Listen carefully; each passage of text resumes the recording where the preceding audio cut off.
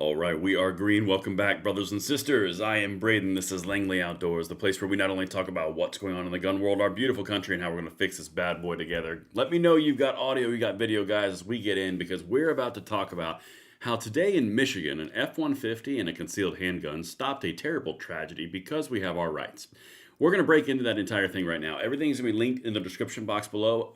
By all means, let me know audio, video as you guys get in here. And of course, make sure you hit that like button, subscribe to the channel, and turn the notification bell on. Because we're not just going to talk about what's going on in the country. We're going to drive to change it. And that is what I need your help with. So if you're down to join that movement, get in here and let's jump right in. Looks like audio and video is good to go. Let's bounce over. All right. So a couple things on this while you guys are filtering in. Make sure you follow me on X at Braden LOA, because tomorrow we are going to get the parliamentarian news around the short and the suppressor removal. Okay, they're already starting to bring out information of things that passed and things that didn't. The parliamentarian is where it all gets into the bird rule. That's where we make it or we break it. Okay, lots of things. Make sure you follow me at Braden LOA on X. And in light of the content that we're showing you right now, this is a blessing that this entire thing was averted by some very brave people. I'm going to show you right now. But make sure you guys are fully trained. You know your instrument of protection. You know all the surroundings that you're in. Make sure you know all your ramifications of your state. And the way to do that is take some training. And there's a link in the description box below with USCCA's put together certified trainings. Guys, it's better for you to know your surroundings, know your options, and know everything and have the knowledge and never need it than if you're in a situation where you need it and you don't have it. There's a link in the description. It basically breaks down all the local area options near you, completely free. Check it out. It's in the link in the description box below. It's probably prudent to at least put that in your planning at some point. All right, let's get into this, guys. We have got to dive in. Audio, video, excellent, still straight. All right, so I'm going to jump over here, and this is a blessing that this tragedy was averted, and it was done with an F-150 and a handgun. Okay, this is how bravery and some knowledge can really make some things happen. So, first thing here, breaking. This is from this morning.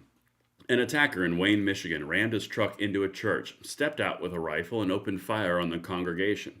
An armed security guard shot and killed the attacker. Unknown number of victims. Stay vigilant, stay armed, and pray. Of course, I have all this information as well, and I'm going to walk you through all their ins and outs because there's a lot of stuff that was flying around today. So, fair warning, the video that I'm going to show you is chilling, particularly if you have children of this age and you attend a church, which is a majority of my audience. That's my little warning for you. So let's get into this.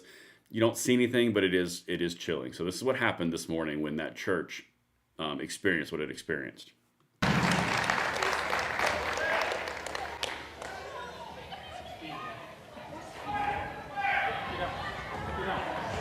Oh.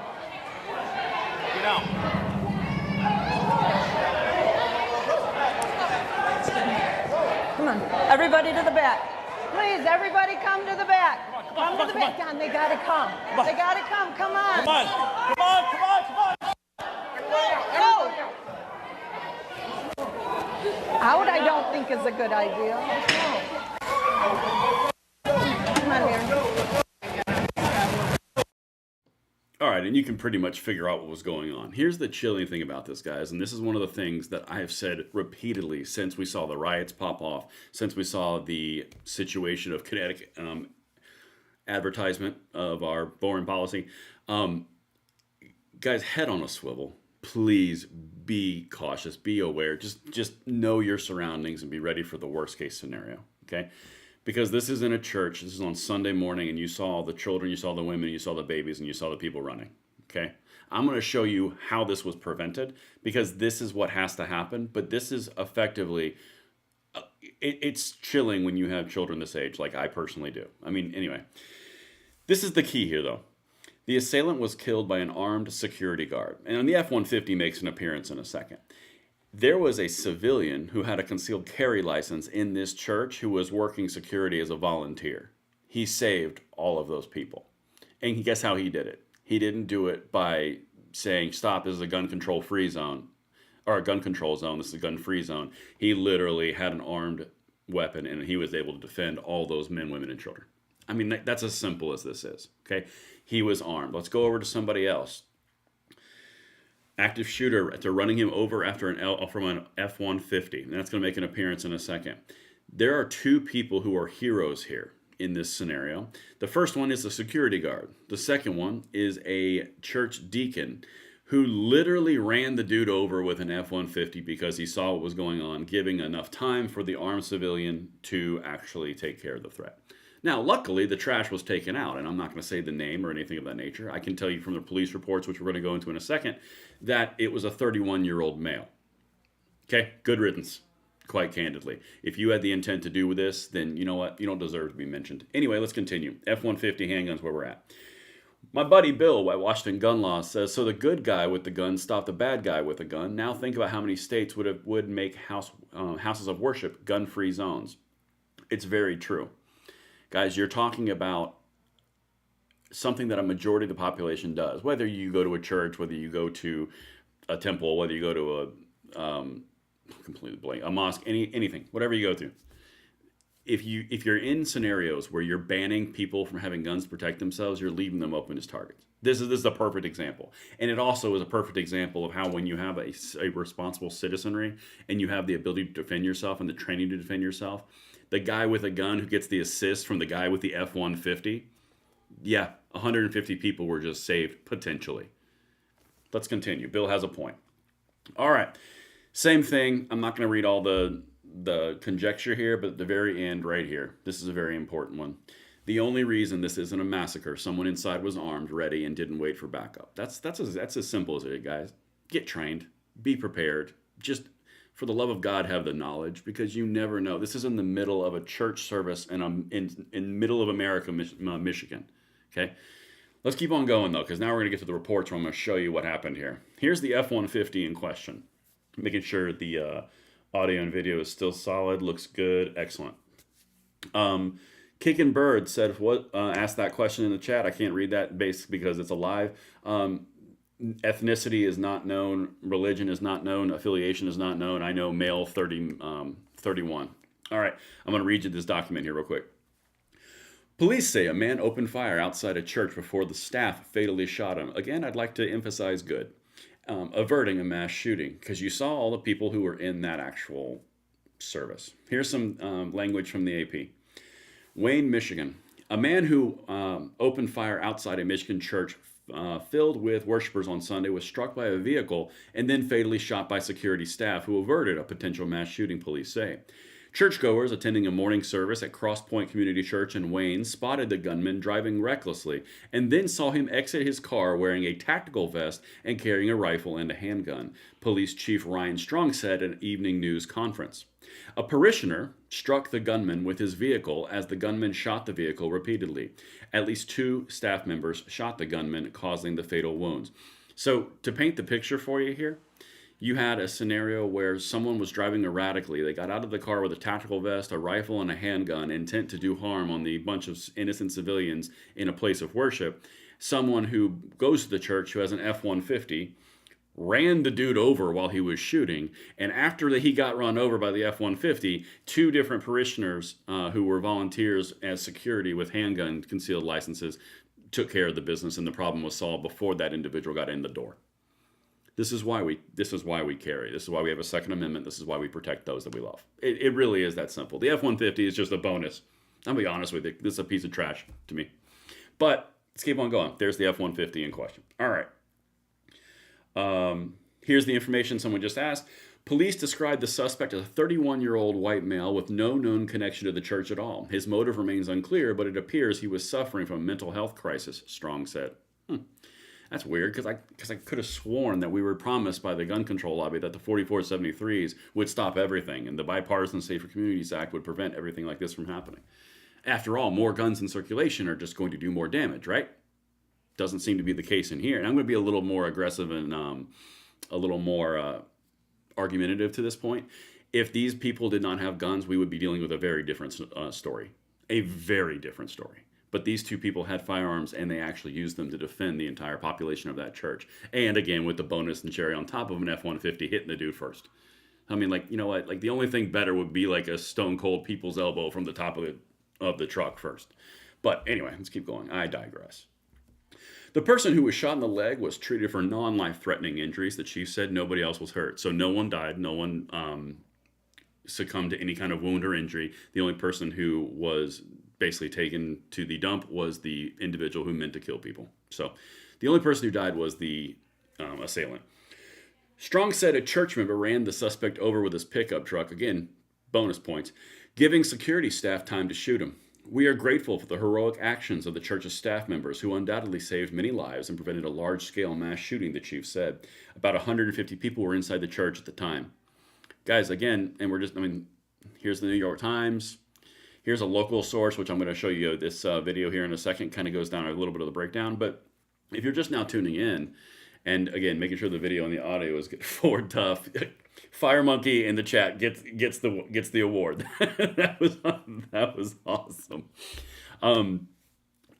So man, you guys are going hard with the Ford jokes. I love this.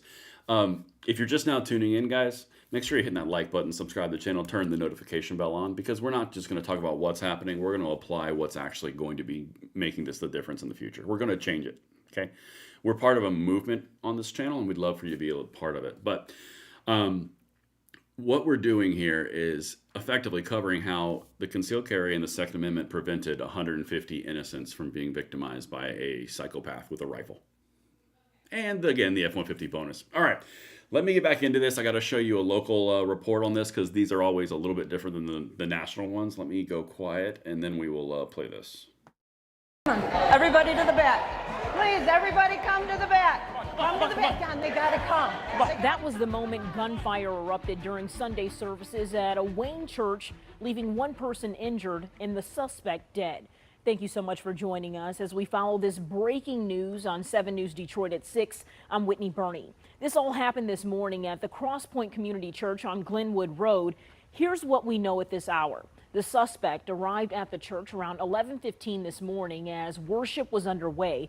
A police source tells us another person tried to stop that gunman with his truck when the suspect opened fire. That's when a security guard got involved and fatally shot the suspect. One victim was hit in the leg. We have team coverage tonight. 7 News Detroit reporter. All right, you don't need to hear the 7 News on the Street reporter, because she basically tells you the same thing I'm telling you. But this is it. That's the timeline. This individual got out of a car with the intent to do harm. Another guy hit him with a truck because they saw him doing it. And then security took the opportunity to down the shooter, who was then shooting at the truck, who again would run over him. And here is the final piece that I wanted to show you. This is from CNN, just so I can kind of give you a full smattering of how everyone's covering this. Kelly said a church member ran the suspect over with his truck, giving the security guard time to shoot him. Police described the suspect as a 31-year-old white male, so there's another indication that that is the same report from different sources completely. The person who was shot in the leg was the security guard. The pastor told the newspaper no one was hurt. So you're seeing the same thing across multiple different security media sources. Now, here's what I want to say, guys, and I'm going to wrap this with this right here. And then I'll address the question that someone just asked as a super chat. We're in a position right now where you have the opportunity to defend yourself. We need national reciprocity at a federal level. There is no reason that, I believe it's H.R. 38, is not going to pass in light of these types of things. We need to be able to defend ourselves regardless of state lines and different charges that can come across those state lines. This is what's going on. And if you look at, I'm not going to play the audio again. These are innocents right here. This is why we do what we do. That's why we cover the things we do on this channel. That's why we fight like hell on these federal fights and all the courtroom fights and the executive, because those people right there, that's who we're defending. And that's why this is so important. All right, so let me jump over to that chat real quick. I'm going to leave that up. Make sure you follow me at Braden LOA.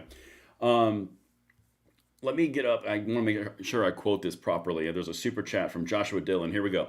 Hey, what's going on? What's going on with the HPA and the short? Okay, Joshua, excellent question. Now, if you're not familiar with what he's talking about the Hearing Protection Act and the Short Act that's going through the reconciliation process right now at the U.S. Senate level. Already out of the House, now it's in the Senate.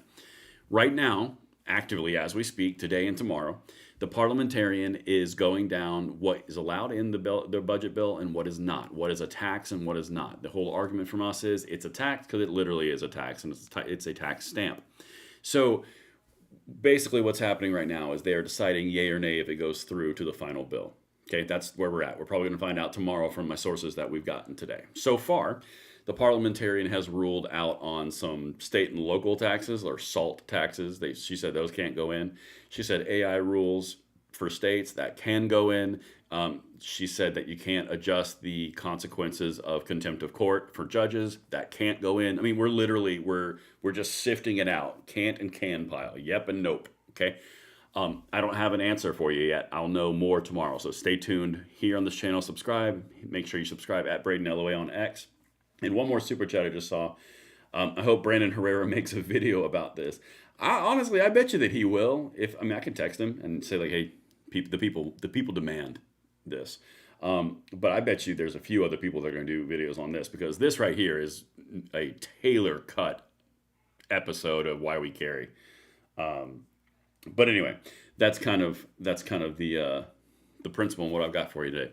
Guys, I hope you guys enjoy this. Make sure your head's on a swivel with all the social stuff going on. Make sure you know your surroundings, you are trained, and if you're going to care, you do it responsibly. And I will see you on the next one, and we'll get through this together. I'm Braden. See you later.